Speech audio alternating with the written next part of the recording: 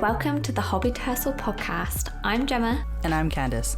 This is the podcast for creatives run by two fellow business owners who discuss the ups and downs of creative entrepreneurship. From dealing with imposter syndrome to celebrating new business milestones, we're here to talk about all of them with you.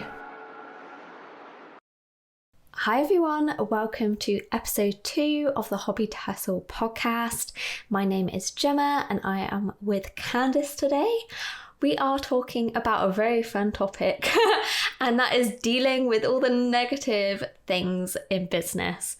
Maybe not all the negative things, but some of the negative things. So today we're talking about imposter syndrome, jealousy, dealing with unsolicited advice, dealing with setback when your business may not take off in the way you anticipated. So all of those fun things. So I think the first thing we should start with is talking about confidence, because that's going to be your first kind of negative emotion that you're likely to experience as a small business owner. It stops a lot of people from getting started. I know that imposter syndrome stopped me from teaching my art for probably about a year, maybe. I'd wanted to teach for quite some time and I let my imposter syndrome get in the way. Candace, have you dealt with imposter syndrome? I'm sure you probably have, but tell me about it. Yeah, I'm pretty sure. I never really knew. I've heard of imposter syndrome, but when you do all the things of a term, but then you never learn about it, and then later on people are like, "Oh, that's imposter syndrome." That was me, 100%. Like when you first start out a business, you're clearly looking at the other businesses that are successful. And since when I first started, it was calligraphy. I was like, no, my calligraphy is not up to par, so I don't think I should be teaching it. Maybe I can do it for weddings. And I'm like, oh, then my calligraphy is not beautiful enough for a wedding. It's like such a, it's a really big day and I don't want to ruin it. So You thought you were going to ruin it with your calligraphy? I genuinely thought I was going to ruin it. And the thing is, there was a major confidence setback for me, because before I started running my own calligraphy thing, I applied for a local decor place just to do wedding decor, just so I can get myself familiar with the things. But they saw on social media that I did calligraphy, but I do name cards, small, paper goods, not big signage things and stuff. Yeah. And so they were like, oh, we really like it because our calligrapher is away, and she does the signage. And in my head, I'm like, I don't do signage though. But they asked me to do some signage and I said, yeah, I will give it my 110%. And then someone didn't like it. A bride didn't like it, and obviously I got let go because of it. I was just like, this is exactly why I can't do calligraphy. No. Yeah, that happened, and then it just shot me all the way down to the bottom of the totem pole in terms of confidence. Oh no, I'm not surprised. Oh, that's really tough. Because you're first starting out, right? Yeah. Oh, that's tough. So how did you overcome imposter syndrome? Because you still did calligraphy after that, right? I think I definitely told myself, well, I told them I'm not good at it. And I've never done it. But they still expected me to do it. And since I have zero practice on it, if you were to message me on Instagram and go oh, I saw your calligraphy, I find it beautiful, can you do this artwork for our a mural? And I'll be like, and I would say no. Yeah. Because I clearly don't do that. I've actually had someone reach out to me and ask me to do a wall mural. And the most I've done is a small chalkboard for a cafe. A mural is not in my realm at all. So I think there's a difference between knowing what you're actually capable of and then imposter syndrome, feeling like you're not good enough. It's kind of a hard balance. I think a lot of people know if something is completely out of their limits at that time.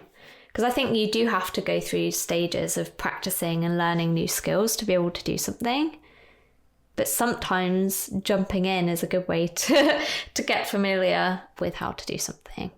Yeah, there's also, yes, exactly that, because there's also people going like, oh, I don't have any expertise in that field, but I gotta start somewhere. Personally, if that project is like relatively big and I've seriously never, even been close to that territory before, I wouldn't do it, because regardless of the results, I feel like it's not going to be my best work anyways. And if someone's paying me to do it and they get upset about it, I wouldn't think that of, oh, I'm not in my expertise. I would, definitely go like, oh, my artwork is not good and they don't like it. Yeah. And then completely forget the fact that I like have zero experience in what they just asked me to do. And I think that also goes down to jealousy eventually. Because then you're also looking at other people's artwork as well and trying to learn from them. Because that's what I did. I was looking at other people's artwork when I got assigned to do the wedding sign. I see. Okay. Yeah. And then so after I got like let go, essentially, I was like, I don't remember which account it was, but I saw how she effortlessly made a door-sized wedding seating chart. And when I say effortlessly, I mean like she was writing so fast, but her writing was so beautiful and it was not fast forwarded. Was it definitely not fast forwarded? Because she shows videos of her writing her real speed and how sometimes that does, backfire on her, because if she's using a nib, it will do that. Like, when the nib catches on paper and it flicks. Yeah. Sometimes that'll happen to her. That's why she prefers writing up mirrors. Okay. And so I was like, oh my God, how come this person can do it? How did she get there? And then you just go down that rabbit hole of I'm not good enough. But I also find it interesting you say she did it effortlessly, because actually that's not like her natural talent that she's been given since birth. Yeah, I know, right? There's lots of work that's gone into it. And I think we'll come back to jealousy in a minute, because I want to go over imposter syndrome a bit more before we move on, because this is something I've struggled with a lot, particularly when I was thinking about first starting my workshop, because I thought that only professionals could teach calligraphy. But then I realised that professionals, in my mind, were people that were teaching calligraphy, which makes no sense. How did they get to teach calligraphy? I haven't summed it up well there, but you see what I mean, that I thought you could only teach if you taught calligraphy, which makes no sense.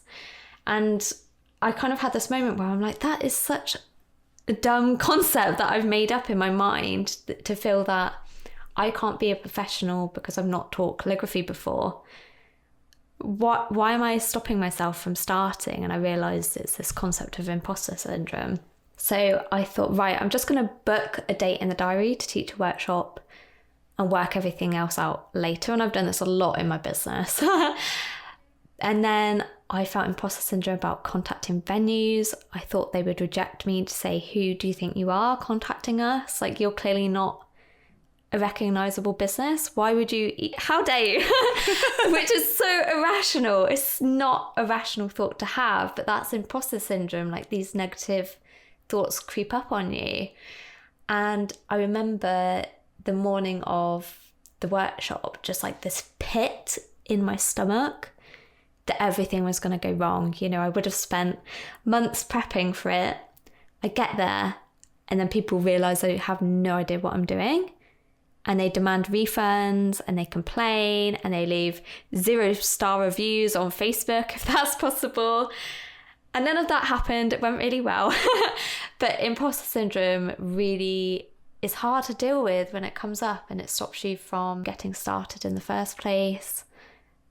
Yeah, and it's really tough. And imposter syndrome, I think, reduces with practice. So now when I teach workshops, I still get a little bit jittery beforehand, but I know that I know what I'm doing and that will be fine. But when I start on new projects, that are now out of my comfort zone, that's when imposter syndrome kicks back in. So I don't think, you know, you become a professional and then imposter syndrome goes away forever. It's something that comes up again and again when you work on stuff that's slightly out of your comfort zone. But when I actually started a new project recently, and I thought, no one is going to buy this offer. No one's going to buy it. Clearly, they won't think I have enough experience to do this thing. And I'm like, wait, hold on. I had that before teaching calligraphy. So I kind of recognized early on that actually it's imposter syndrome and it's me stopping myself, not other people telling me I'm not good enough. Yeah, like you are teaching other people, and those other people typically have little to no experience in terms of calligraphy. But oftentimes, because imposter syndrome is more of an internal thing, we forget that. And I think it's also important for us to remind ourselves that anything that we do that is new is a new experience. And so therefore, it's normal for us. I mean, I don't think we'll ever be able to stop the imposter syndrome. You're correct on that. Because it would just grasp at you and not let you go every time you do something new. And then you expect yourself to doing worse, which then affects your work for some people. And doing the courses, like making a course and then selling your course and then feeling like, oh, no one's going to get this because people are going to not even know who I am. Maybe I don't have enough followers, and oh, who am I to think I need to do, or that I can do all these things with so little followers. And then there's that issue. Yeah. And so imposter syndrome is everywhere when you first start out a business, and actually no, anywhere with anything, but like I feel like it's definitely much more evident, or that you encounter it more when you start off a new business, especially when it's art related. I feel like it's anytime it's art related, because it's solely coming out from your thoughts and your hands and your feelings a lot of the time. It's just like art is whatever you want to display in whatever, you know, means. But like it's so personal, and there's so many creatives and artists, content creators, etc. out there that it's impossible for you to tell yourself that, you know, I am a professional in this field, because I still won't say I'm a professional in this field. I feel like if I say that, but I have a big ego. I think by calling yourself what you want to be, it makes you more confident. So I actually call myself a calligrapher, a professional calligrapher, because that's what I want to be. And I think by saying, oh, I do some calligraphy, it kind of undermines yourself. That is true. Like you're putting a label on yourself that is below what you want to be. So why not put the label you want to be on yourself, if that makes sense? It's like that fake it till you make it thing. I think I have that with the whole business owner status thing. That actually might be my biggest imposter syndrome now that you say it. If I meet someone new, I don't want them to ask me what I do. Because if I tell them, oh, I have my own business, for whatever reason, I think they're going to be like, that's not really a business. That's just you doing a side thing and you're calling it a business. I don't have a physical store. Some people might see e-commerce as not a full business until like you're really well known. So I'm just like, I don't want anyone asking me what I do. I typically just say, oh, I draw. I'm not even kidding. I just tell people I draw and that I create stationery. I don't tell them I'm a business owner. It makes me super uncomfortable.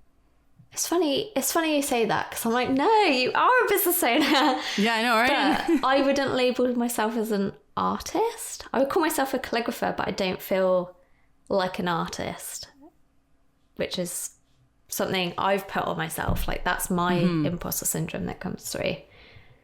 Yeah, and so, wow, I never really noticed that about myself. I know I have like imposter syndrome when it comes to running the business, but I never really thought about how I actively hope that people don't ask me what I do. I'm not even joking. If I'm meeting someone new, I'm just like, let's just talk about them and not talk about me at all, because I don't want this conversation to pop up, since...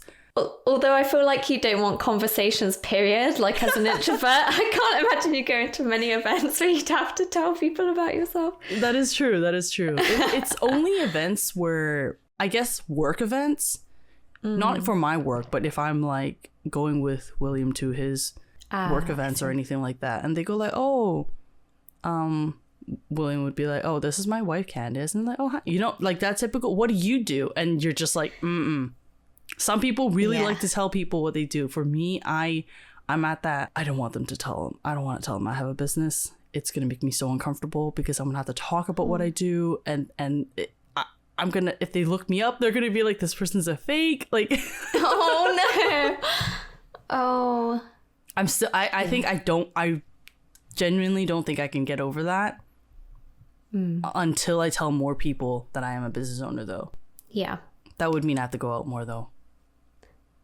You don't have to go out. I mean, we've started this podcast. Hopefully, if things go well, like, people will listen to it. And then, you know, you can talk about your experiences as a business owner. And I think that makes you qualified to call yourself a business owner. I know. It's definitely harder in this for, like, sorry, let me rephrase that. I feel like it's really hard because both of our businesses are heavily saturated. If you are a really narrow, special niche company, imagine being a business that no one's really heard of before, but like the idea of, and then you can't compare that to anyone else, and you know other people can't compare it to anyone else. I feel like you will have different struggles in terms of, well, I don't know what it is because I've never had a business like that, but that would be different compared to like, oh, you run a business, so like this other person that is like super well known that you probably already know, and you're just like, yep, that's exactly what I do. I'm trying to be them. See, so I think this is where your personality can come through in your business, and that's what differentiates you. I am not the world's best calligrapher by far. I'm very happy with my calligraphy style. I think I do have my own style now. In fact, I taught a course about finding your own style, so I'd like to think I have my own. But I like to think that it's my personality that people connect with, and me being kind of honest about my journey as a calligrapher and my ups and downs with learning calligraphy itself. So yeah, I think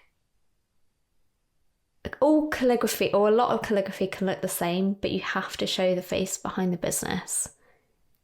And that can be scary, putting yourself out there. But I think that's a topic for another day, maybe. So let's move on to an even funner topic, jealousy.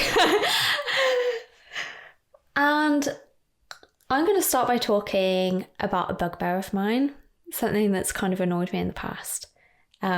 Not how successful other people are, that's something else. But actually, I've seen someone talk about how they're frustrated that they'd been doing this for a while and they hadn't taken off yet. And other people were really rude to them. They said, you know, you're never going to get anywhere if you just keep comparing yourself to others. And I thought, well, actually, you can't not compare yourself to others. That's all you see on social media. So I think that was a big bugbear of mine. I seen it one time where people just jumped on this person and said that they felt like they were having a hard time, and they're like, no, just be positive. Ignore those negative feelings and just keep going. And that kind of bugged me, because negative feelings happen in business. Unless you're really, really optimistic. I wouldn't say I'm the most optimistic person. Like, I do let feelings of negativity creep in. And one of those is jealousy. And I know that you compare yourself a lot as well, Candace. So for me, obviously I've experienced a bit of jealousy in regards to how nice other people's art looks. But the biggest area of jealousy that came in for me is when I started my business, and the accounts that I looked up to the most and whose content I used to absorb the most, I started getting really jealous. I noticed anytime I come across their content, I started to get these really kind of bitter, negative feelings. And I thought, this is not good.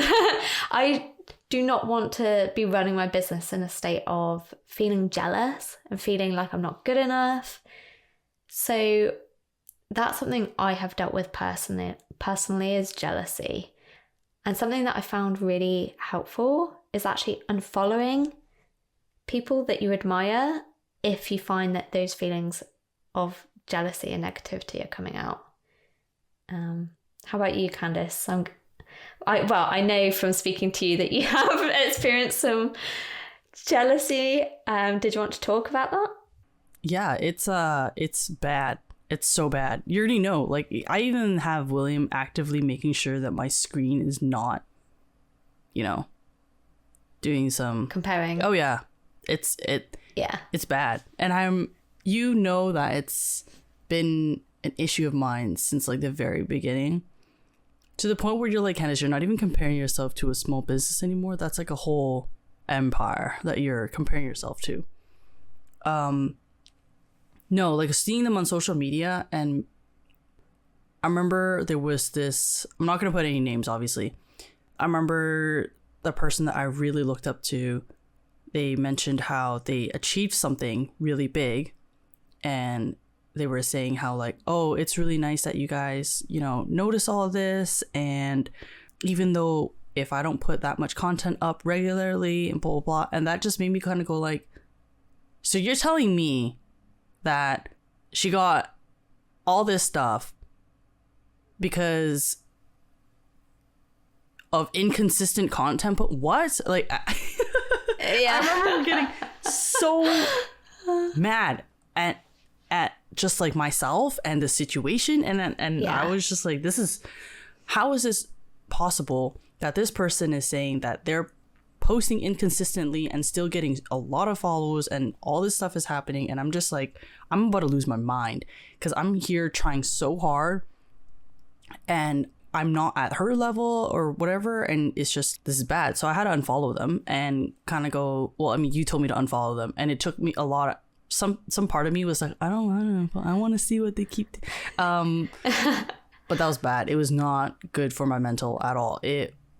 You were right, because then I ended up comparing myself to a very well established business that has expanded tenfolds. That's like comparing a little chick to like full-blown ostrich or something. Like, you're like, oh yeah, definitely. I don't see why they're having issues with like height or anything like that.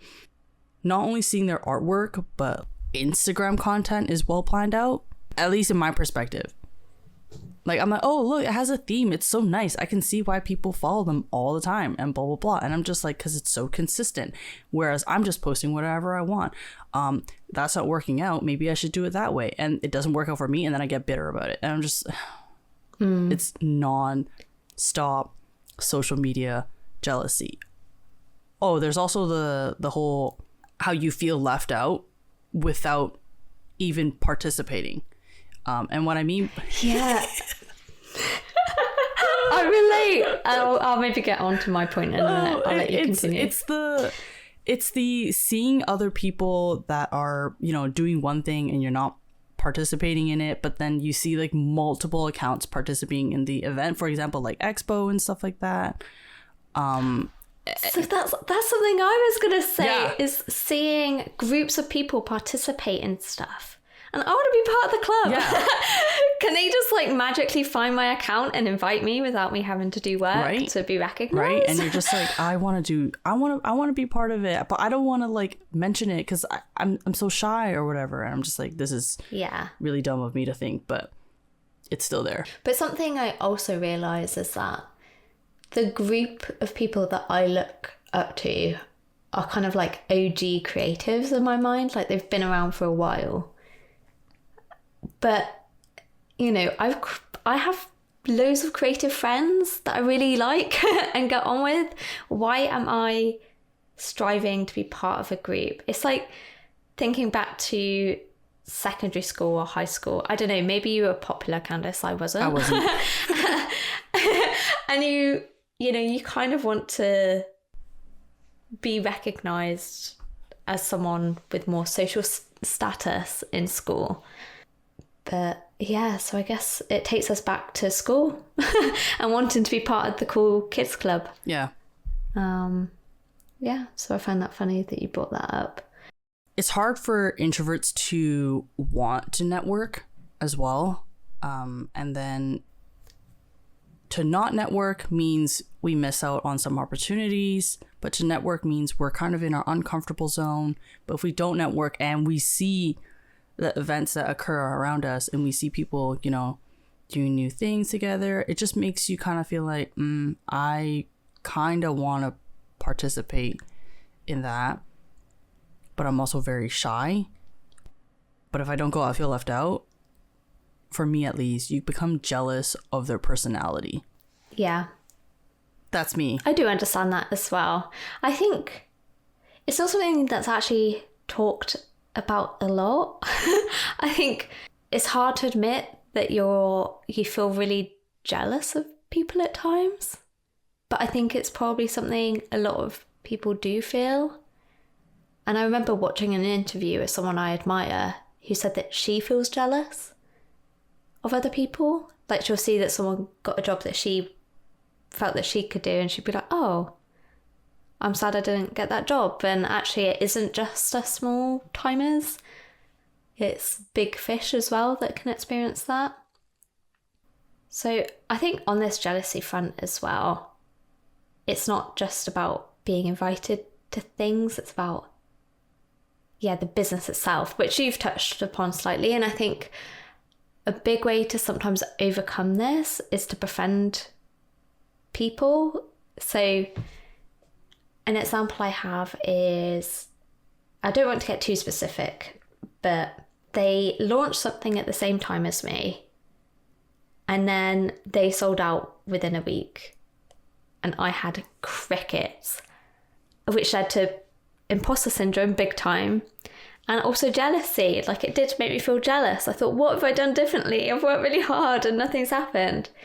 And then I realised there was a context for the reason that they booked that thing out so quickly. And I was like, oh, okay. And I only learned that because I went out of my way to make friends with them previously. And then they felt bad that I felt bad. So I don't think, people publish stuff with the intention to make people nervous or jealous. That's not the intention. The intention is often to sell more things. So, yeah, that's tricky. That's like the whole, at least in the stationery business, I've seen a lot where people post, pack an order with me, and it's like a massive order. And as the business owner, you're extremely happy that you got that massive order, but you also may want to show that you got a bigger order. That might not be your regular order. Like, for example, someone might order like a big sticker haul with washi tapes and stuff like that, and it's like over $100, but that's not your, that could be, but that might not be your everyday order. And for smaller businesses to see that, or other artists, they go like, wow, that person constantly gets a lot of orders. That's crazy. Like, I'm not there. And with their following and their products, I don't even know if I'll ever get there. But behind closed doors, that might be like a once in a month kind of order. But since it's, something that you see on social media, it may not be posted by the same person, but you constantly see other people like packing bigger orders and preparing. Or like, another thing would be, let's say that they have, at least on Etsy, I noticed this, that you can choose your dispatch time. Something that I've learned was seeing how other people had stacks of orders that they were ready to ship out. And I'm just like, I don't even get that many in like a couple of days, and this person has that in one day. That's crazy. And stuff like that. But I then realized that their dispatch time might be like a week of preparation. I'm not trying to decredit them or anything like that, but I'm just saying, Yeah. as a small business, There's context that you don't get. Exactly. Yeah. Like, it might have taken that stash of orders that they got might have accumulated over a couple of weeks. Or maybe they had a high... That's a good point. Yeah. See, I wouldn't have thought of that because I don't really send out products. So that's interesting to hear from my perspective. Yeah, because I remember there's one point where I was working slow. I don't remember why. I think it's because I was sick or something. And I had to change my dispatch time to 5 to 7 business days. At the end of my 7th business days, when I was working on 2 weeks worth of stuff, I was like, this is a big bag of orders that I'm sending out. And I was thinking to myself, I could take a picture of this and post it on social media and go like, sending out my orders, but there's zero context of how long it took for me to accumulate all the orders, and I don't want to not false advertise, because that's not what you're doing. You're just taking pictures of what you order. But I don't want to discourage others, nor do I want to decredit anyone else, because that could be someone's regular order day or something like that, but that's not for me. Yeah. And I don't want to show that I get that many orders in quote unquote one day, because that's just not who I am. That's why I choose to not really post people's orders online. I rarely do a pack with me video and stuff like that. If it is, it's just packing like my standard order, on average like 2 or 3 items. So, Candace, I was going to say, what is your solution to jealousy? I don't know if either of us have fully worked out how to stop being jealous, because I think it's just a natural part of running a business somewhat. But for business owners that are just starting out, kind of in the earlier stages, what advice would you give to them in regards to jealousy? This is actually something my therapist and I talked about before. And it's not just jealousy, it's like the negative feelings. So something that I've been doing is just acknowledging it, and not sit in it. So what I mean by that is, if I see something that I'm really jealous of, for example, right now I'm getting into the pin industry, and I know that enamel pins, some are successful, some are not, and there are businesses that like their pins fly off the shelves, and I was jealous of that. But lately I've just been telling myself, okay, this is jealousy creeping up on me now, but I gotta get these pins done regardless, so I kind of don't have time for that. Let's just acknowledge that feeling, sit in it for a couple of minutes, just go like, yeah, I'm uncomfortable, and then go like, no, I need to continue working now. Like, if I just sit here and be sad, I'm not gonna get this done, and I'm gonna be, disappointing people who do follow my stuff and do want to see my stuff. See, for me, I would say my biggest bit of advice is to unfollow. Because realistically, you're not going to keep off social media. I say that to myself every couple of months. I'm like, right, that's it. I'm uninstalling them. And I'm out for a day or two, and that just doesn't work. So I think definitely unfollow people if you can. Oh, and something else I was told about, I can't remember who told me this, but I appreciate the tip, is that you can actually stop seeing people's posts on Instagram without unfollowing them. So look into that. If it's restricting it. If it's like, yeah. Restricting the account. Well, I don't know if it is restricting the account. It's either restricting, you can restrict and you can mute. So you'll still follow them. I think that was it, mute. So that is a great way if you have kind of someone you've connected with on Instagram, you kind of talk to a bit, but those feelings of jealousy come up. But it would be awkward if you unfollow them. Like, that's the type of people that it's just better to mute them rather than unfollow them. And sorry, I want to clarify. Sorry, go on. What we're talking about in regards to not unfollowing, or like if you want to unfollow them, you can. If you want to mute them, you can. This is not you not supporting the business. You can fully support that business from miles away. Unfollowing them on social media does not mean you don't support them. It just means you are doing something for your own mental health. And that's something you should never be ashamed of. That's something that me and Gemma want you guys to fully understand, that you can support a business, but if it's doing if their artwork or their business growth is stopping you from continuing your business, don't feel ashamed to just unfollow them for the time being while you work on your own growth. Yeah, that's a great point, because I do really appreciate what these people have contributed to my life, because they've actually been a big part in my own growth. It's just temporary whilst I work on myself and my business, because I know that following people that make me jealous is not good for me or my business. And actually I need to approach things in my own way and not let how other people have done stuff to guide me in what I do. I need my business to come from me, not from predecessors. Let's move on to perhaps one of my most touchy subjects in regards to business, and that is unsolicited advice. I imagine several people have followed this? It's because we were talking about unfollowing a moment ago. I expect a lot of people have experienced this at one point or another. If you haven't yet, you will. I'm sorry to say it, you will experience some unsolicited advice at some point in your business journey.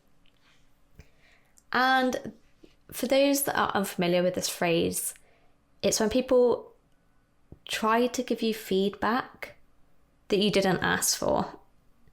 It could be in regards to how you run your business. It could be in regards to running a creative business in general. It's basically unhelpful advice. That's what it is. It's people trying to help, but it's not helpful in the slightest a lot of the time. So I don't think we're going to go too much in detail about personal things people have said to us, like specifically, but there are some common themes, I think. So I'm interested to know, Candace, what are some common themes that have come up in regards to people giving you unsolicited advice? I would say the more common things is product releasing. So as a retail focused business, there are going to be businesses out there that you feel like you're directly competing against that may have products that you don't have. And others may go like, oh, I think you should start doing these things. And Gemma and I also want to clarify that these advice is not necessarily all negative. Badly intentioned. Yes. Yeah. So something that I always say, and that I'm sure some people have heard for, is impact over intent. Their intentions could be to really help you out, but without context of what you're doing, nor did they ask you where you are at your business, and then saying these things to you, with good intention, it could have negative impact. So not going into specifics, like let's say I was working on a big project. I wanted to work on a store update or like a big release of something. And then someone comes by and go like, I think you should do this. I think you should do that. That's going to kind of like, because I'm a type of person who takes a lot of advice all the time, I do listen. I will listen regardless. I'm going to listen. It might derail me of my original plan, which can add on additional stress. If I'm thinking of releasing product A, B, and C, and someone goes like, why haven't you thought of D? Because another company's doing it and it does really well. I think you should look into it. I think you should sell it because like another company does. I think it's going to be a huge success. They're like hyping you up. They genuinely want your business to do well. But then you're sitting here going like, I feel like I'm going to bite off more than I can chew. And maybe I should also release product D. Even though if I'm overfilling my cup at this point, I'm going to push myself to do that. And then the quality of your initial products A, B, and C may not be at the level that you wanted it to, because now you're spreading yourself very thin. And that's something that's happened to me before. Like, I lost sleep. And yeah, because I was just like, this happened twice. I was talking to my supplier, and my supplier is from Asia, and she was like, it's like 3 a.m. And I'm like, yeah, but I really want to just do this thing. And she's like, but this is kind of coming out of the blue. Like, we can wait. And I'm like, no, I want to do it. So I lost sleep because of it, because I genuinely thought it would do very well. And to be very honest, that product right now is not selling as well as I thought it would. Pretty sure it's because I was not in the right mental state or like mental capacity to give 110% of each product. And that's something that I really wanted to do, was to focus on releasing a product that I give 110% effort to. But because I listened to someone's advice and I took it not took it personally, but like I took it hard and worked on it, knowing that I was already almost burning out, that kind of pushed me over the edge to the burnout zone. But I still pushed through and released a product. At the time being, I thought it was 110% until it happened. And then I'm like, right, this happened during the time that I was thinking of doing something else already. I think something that I find tiring is justifying why you're not doing product D. So that's something I've had. I've had people suggest things and they're very well intentioned, but I have already ruled them out. So then it's like, oh yeah, I considered that, but I'm already doing this. I want to focus on this. And it can get tiring to try justify why you're not doing something, particularly if your business is going through a quiet period.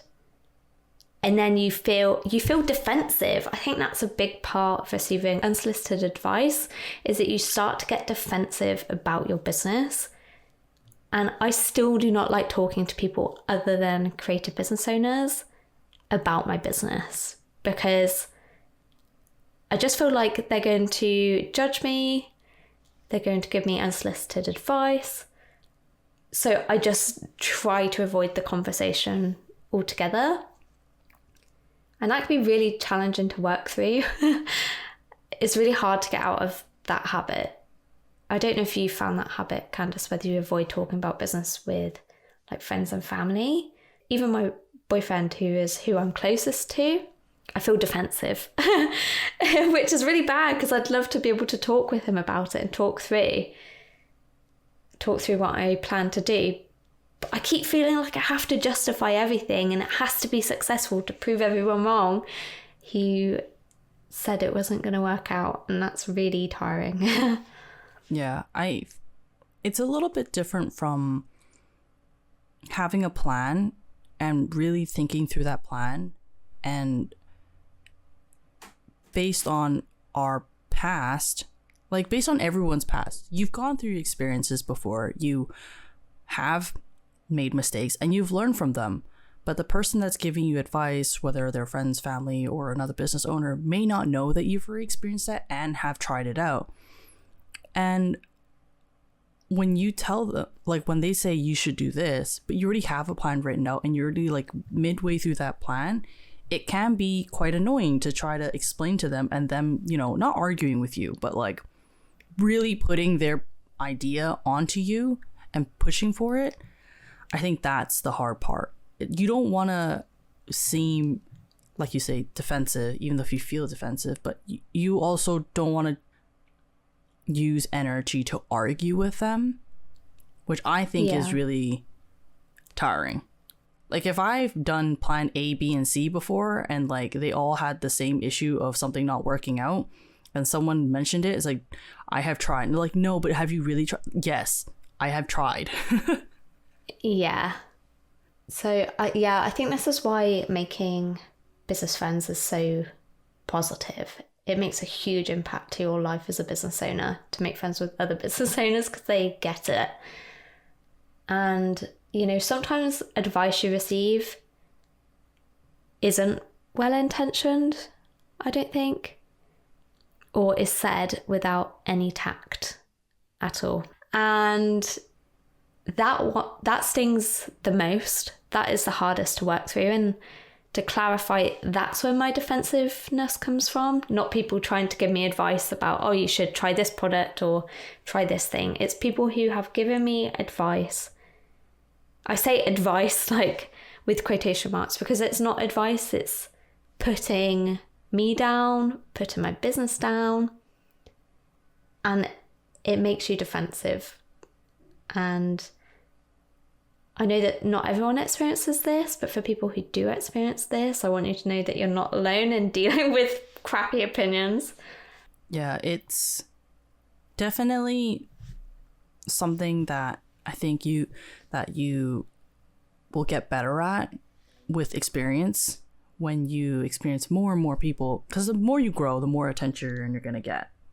It's just how it is.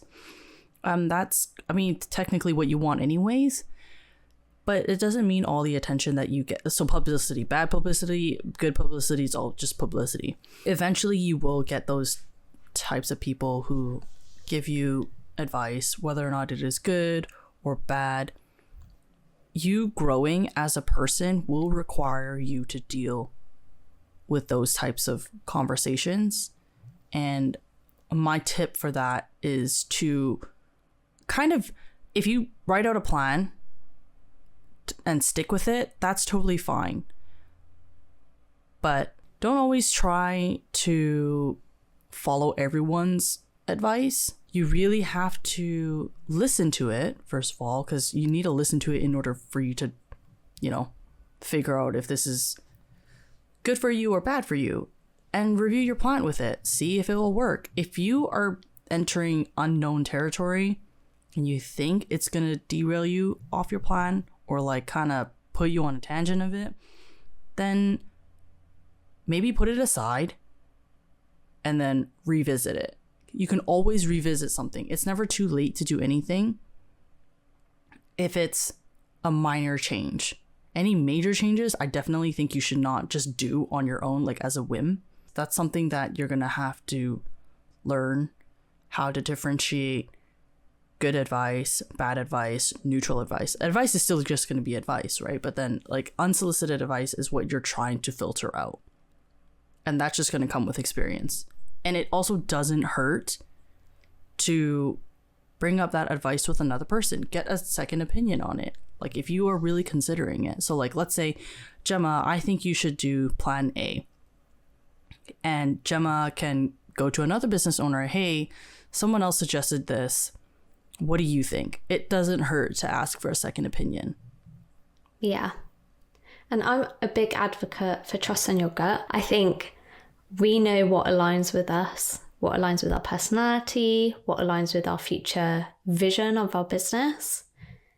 And, we're the only ones that are fully 100% in our business, that understand everything that's going on. Trust your gut is my advice. So this next topic that we are going to be talking about is the mindset that you may have when starting a business. And this is mostly related to how to start your business. For me, I have a retail store that I put up on Etsy.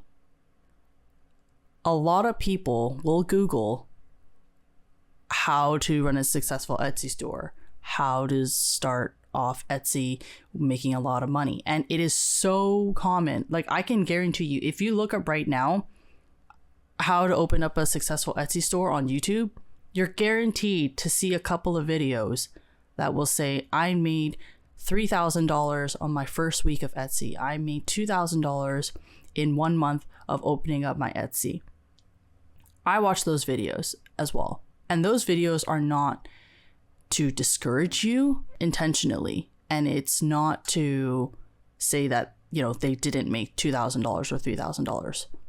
But something that I initially failed to do was look at the bigger picture.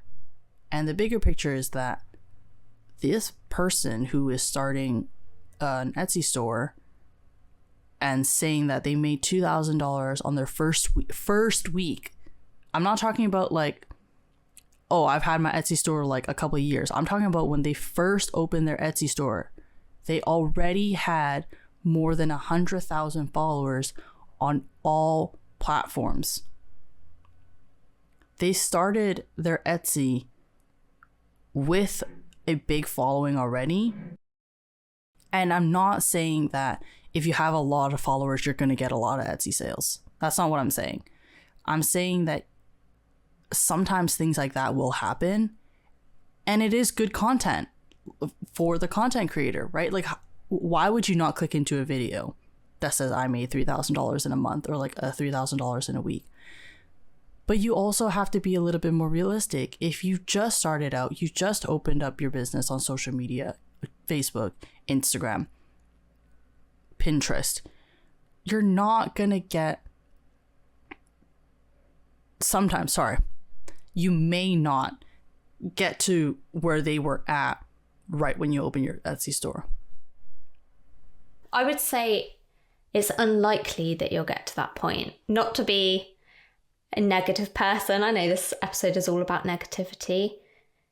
But realistically, that is very unlikely to happen unless you find your gold star of a product that happens to be promoted by Etsy at the right place at the right time. It's just unlikely to happen. I think it's not to say that you won't have success on Etsy or your store, wherever that is, over time. But for it to happen in a week, probably not going to happen. And I have found myself watching those videos that you described, Candace. I don't even want to have a product-based business because I'm like, oh, how did they do that? And I find it really interesting to see. But I'm not comparing myself to them. That's the difference. Whereas you as a product-based business owner are, and that's really challenging. Yeah, it's also very discouraging to new product-based businesses. Because I felt like, oh, I'm just going to do all the tips and tricks that they mentioned. My product photos looked the same as theirs. And then on launch day, it did nothing. And I felt like garbage. I genuinely felt like, oh, so is this based on luck? Maybe my skills are just not there? How come it's been a month and I still haven't made $3,000, let alone like $100 when I first started out on Etsy? And there are a lot of people that experience that. Not everyone will experience that. Some people might open up an Etsy store and then it like blows up. You hit the right algorithms, you work really hard on launching it. I'm not saying that you didn't work hard, but it's just sometimes it just happens, sometimes it doesn't. It's like going viral. Yeah, exactly that. Yeah. You wouldn't assume that you would naturally go viral as someone who manages a social media account. Why would you assume the same would happen to your business on a platform like Etsy? It's super concentrated. Saturated, and you're gonna fall into that pit of watching like more than a handful of those Etsy success stories. And if you don't experience that, you'll feel discouraged. And that's what happened to me. And I was extremely disappointed in the results. I started losing money as well, because people were also going like, you need to put things up on ads and stuff. And I did. Oh. I also followed the videos because they all basically said the same. If it works for them, it doesn't necessarily work for you. That's what I have to say. I was in negatives constantly because I had run ads exactly the way that they set up on all the Etsy success stories. Didn't work. When I took down my ads and then started, going on the Etsy forums where other small businesses that are around my stage, that's when I started getting better at selling my stuff. It's the really not real, but the community that are active on Etsy, they are the ones that are super helpful. Yeah. They've been dealing with Etsy for years, essentially.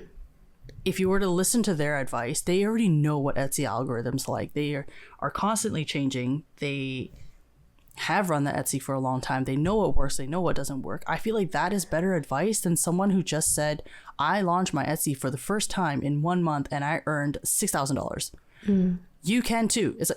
You can with a lot of hard work, but don't forget that they already have a massive following and you're just starting out. If you are just starting out, be a little bit easier on yourself. Yeah, I find it interesting that you mentioned ads, because something I have struggled with in terms of this kind of element where, you know, you have high expectations and then you're knocked back down to reality, is seeing all these Facebook ads and Instagram ads. I made 6 figures in 3 months after quitting my job. And, you know, I quit my job last year to work for myself. So I thought, you know, not that I would necessarily earn 6 figures, but that I could earn more than I have done in the last year. But you mentioned ads, and actually a lot of these people that have earned this amount have invested a lot of money into ads. Like, they've been able to fund the ads to be able to, you know, what's the opposite of organically grow? Unorganically? That doesn't sound right.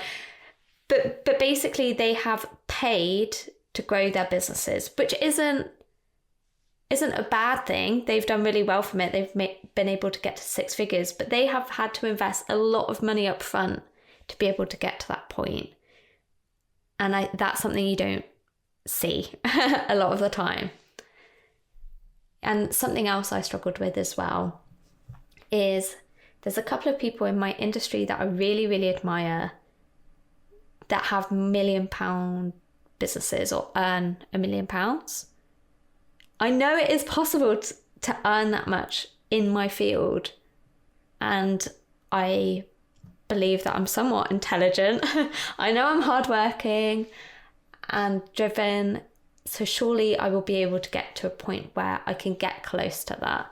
Not necessarily in my first year, but I would see a big amount of growth when I dedicated all my time to it. And that has not happened. I am very happy in reflection of actually how much I have grown as a person. In my business as well.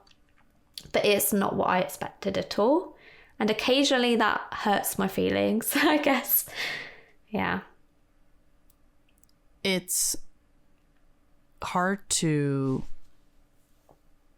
take yourself out of the context and really look at the bigger picture and say, okay, this result that I'm getting is slightly disappointing, yes, because I know that it is possible to blow up, but I also need to recognize, like, not realize, like, recognize. You need to be able to recognize context, and the situation is different. Not only that, but something that I have recently learned is personal limitation. For example, if you have a physical limitation, a mental limitation, an emotional limitation, and these are not weaknesses. These are just limitations that, like, you know the whole classic saying of when you're gambling, know your limits, play within it. That not that I'm a gambler, but I'm like, yeah. Yeah. I see that a lot. You should not push yourself out of your personal limitations. There's something different. There is a major difference between going out of your comfort zone and going out of your limits. Yeah. Going out of your comfort zone means you are testing something out. You're experiencing something new. Going out of your limit is, you know, that, like, you physically cannot do something, but you're going to give it a go anyways. And then you get, you know, slapped for it, essentially. And then you feel like garbage. A clear example of that is if you go to the gym and you go like, I want to try for a marathon, right? You're going out of your comfort zone, right? You've tested it out and it doesn't work. And then you go sign up for it anyways. And then, you know, your body's like, no, I'm not going to let you. And then something bad happens to you. two things that happen. One, you went out of your comfort zone, which is totally fine, but you learned your limit and you went out of it anyways. Yeah. For me, my personal limitation is my energy level. I know that I may burn out if I work over 40 hours in a week. Right now, it's actually even lower than that because of just like, you know, mental states are different. Right now, I know I'm only capable of working 20 to 30 hours, working hours. And if I push over that, I'm going to burn out and I'm not going to do so hot in like 2 weeks. I'm going to burn out. I know it. Yeah. So that's why it's really important for you to go, right, I'm going to learn my limits. I'm going to work within that limit. Someone's work limit may be different from mine. Maybe that's why they can achieve more than I can in the same amount of time. If someone is physically in a healthy way, mind you, able to work 40 plus hours a week on their business, they are going to be at a different point even if both of you started at the same time when you can only work 30. It doesn't mean you're a bad person. Yeah. It makes me think of, not to go too off subject, but my boyfriend and his family seem to be very energetic people. They have the stamina to just keep doing stuff all day. Whereas I get very physically tired very quickly. And his parents were very kind and they helped us to redo our garden last year. And they just kept going, like 8 hours straight. They were still going. And I was like, please let me stop. Not that they were telling me, Gemma, get back to work right now. But you feel this pressure that they're still going. I need to keep going, even though I was very physically exhausted. And, you know, I suffered from like aches and pains for like the week after because I'm not used to physically doing that much. And I guess it's similar to business in the sense that, you know, the amount of hours you work, like it is mentally draining working on a business. You're using a lot of brain power to think of everything. So don't push yourself too hard. And we will have an episode dedicated to burnout as well, because it's something we've both experienced and it's not fun.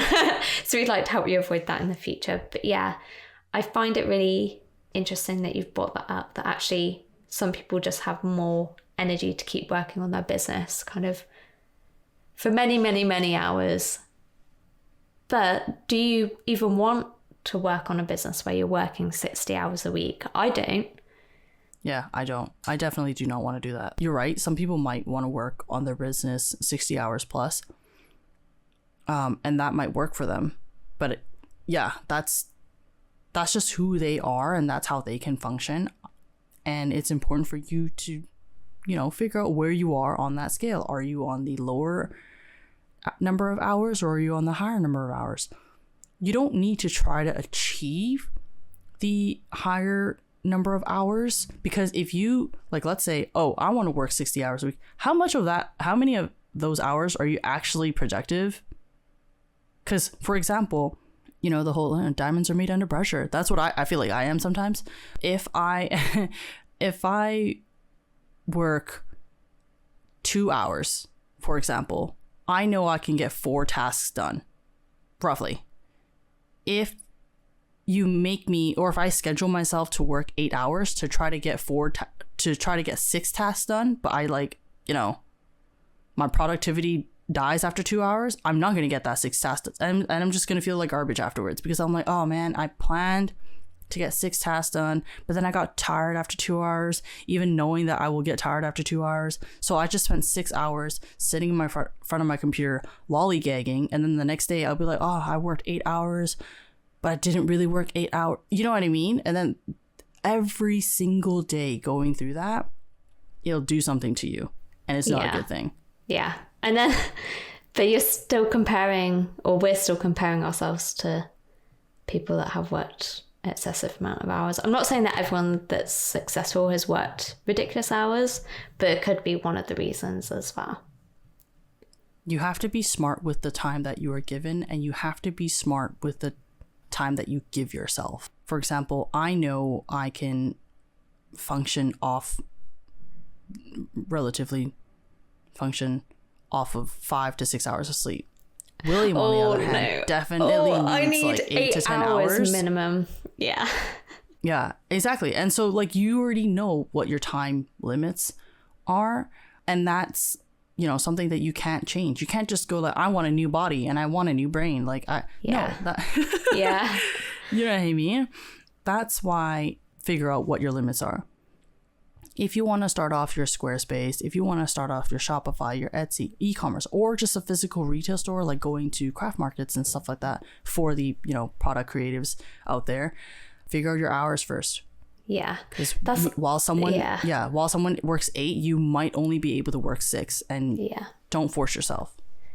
That's a great point as well. It's made me think about people who are working full-time jobs and then expecting similar results. It's just not going to happen. I worked for my business probably for a year or 2 whilst I was in full-time work, and you know, I worked weekends and I worked evenings and I worked lunchtimes, and I found myself getting really, really tired and really irritable because I had no time to decompress whatsoever. But I might be getting sidetracked too much into burnout again. But yeah, if you have a full-time job, don't expect full-time business results. Like, be kind to yourself. Don't have unrealistic expectations that you're going to have the same results as someone who puts way more hours into their business. When you're first starting out your business, it's very obvious and very common for people to think, I want a very quick results and I want big results. Again, you need to be a little bit more realistic. Look at your plan. Look at how many hours you can give yourself. You never know if another person has more hours than you. That's why maybe they're more successful, etc. Budget. Know what your budget is and work within that budget. Other people might have a higher budget than you. Maybe that's why they can generate more sales in terms of like just getting more resources compared to you. So that's why you need to be very careful with the advice that you get online. Well, I mean, yeah, right now we're giving you advice, but I'm just being real here. Don't forget context. If someone has a $10,000 budget to work on, you might not have that. You might have like a $5,000 or $2,000. And just work within that. I mean, they could hire a whole person like for that amount. Yeah, exactly. Don't put too much pressure on yourself. And if you want quick, big success, you should first write out smaller successes that will make you happy, because that's the only thing that's going to help you keep going forward. For example, one of my big successes that I can say now is when I first started out my Etsy is literally opening the Etsy, because that's a lot of work. Like, if you just opened up an Etsy, pat yourself on the back for it. You don't even have to have a sale, but like putting up an Etsy on its own already is like at least 10 hours of work. That's a lot of work. Pat yourself on the back for that. Because that's made me think, sorry, you may hear me typing in the background. I did a post on my Creative Biz Success account about this because I wanted people to recognize some of the smaller wins that you don't necessarily recognize as wins. So back in 2018, I would say I had 4 wins. So the first win is that I persisted in actually learning calligraphy. Like, if I'd have got frustrated and given up, then, you know, there was no win there. Like, I wouldn't have been able to set up my business now. So actually learning a skill in itself is like a massive win. I made an Instagram account and shared my calligraphy. That's a big win in itself as well. You know, sharing your work with other people. I started a blog, and then I created calligraphy in front of other people. So these are not making millions of pounds. Like, these are not wins saying I earned 6 figures, but these are still wins that helped me to grow my business to where it is today. And I think, yeah, you need to celebrate every win at every stage of your business to stay motivated. That's the most important part, is in order to keep yourself going, you have to encourage yourself to go, and you have to let yourself know revenue isn't the only way to motivate you. It shouldn't be the only way, at least, because you're just not going to be a functioning person if you're having a down slope at any point in your business. So my boyfriend Callum actually asked me a really interesting question a few days ago, because I was feeling a bit down in my business. Like, it's been very quiet.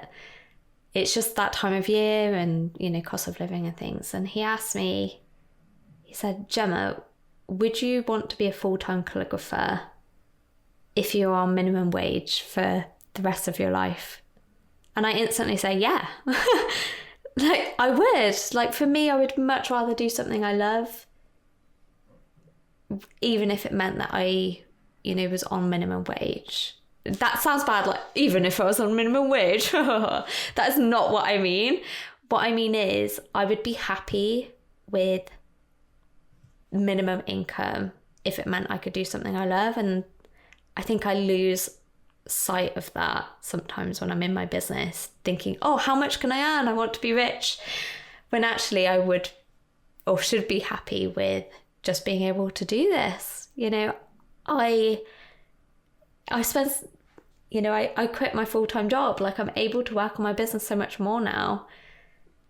And I need to be grateful for that. I think I need to recognize that more than I do. Yeah, you need to recognize why you're starting a business and build from there. Because if you have no direction of your business and the only thing that you want is success, and the only way to calculate that is by the revenue you generate, you're gonna feel lost at a lot of points, including the very first point, which is, you know, how to start your business. Yeah. And I think the one point I would like to make before we wrap up today is to do your best to make friends. I know that making friends isn't easy in real life. It's actually easier when you're in a business community or a creative community, because you have stuff in common. Try your best to make friends, even if you join Facebook groups and start, you know, commenting with people in there more regularly, so you feel that you have that sense of community, because that is really, really important to help you deal with the negativity that crops up. It kind of balances it out. For me, having friends that I could talk to and moan about bad stuff with really, really helped. My last advice would be, for overall this whole imposter syndrome, unsolicited advice, and, you know, the mindset that you may have at the very beginning of starting your business, is that to take things a little bit slower than you anticipate. Because if you try to work things through and just like brute force this, you're gonna run into a lot of mistakes and you're gonna run into a lot of self-confusion. If you take it slow, plan things out, that is where you're gonna get most of your, I guess, business strategy down. And don't forget to also be nicer to yourself, because this may be something new that you're experiencing, and no one expects you to be like at your A game, super professional, super successful right when you start something, right? Like, you don't see a child that's like 2 days old that can speak fluently. That's impossible. So you just kind of have to, you know, be a little bit easier on yourself. Yeah. Cool. Well, that wraps up today's episode. I hope you found it helpful rather than depressing. That is not our intention at all. We just want to kind of cover some of these things, because I think a lot of social media is about the positive sides of business, and, you know, even vlogs that are meant to be behind the scenes in real life, a lot of the time they still cover only the positive sides. They don't cover the actual negative feelings that they are feeling at the time. And we just want people to know that they're not alone in this. Yeah, so that wraps up today's episode. Don't forget to mark your calendars so that you don't miss the next episode. Or even better, I think on certain podcast platforms you can follow or subscribe, whatever that thing is on the platform you're listening on so that you get notified when another episode comes out. Don't forget to follow us on social media as well, because I'll be posting to there about episodes coming out, because we are doing them every 2 weeks, not weekly, and we don't want you to miss out on future content. And I think the last thing is to give us a review. If you've liked this episode, if you've gained some wisdom from it, if it's made you feel less alone, please give us a review.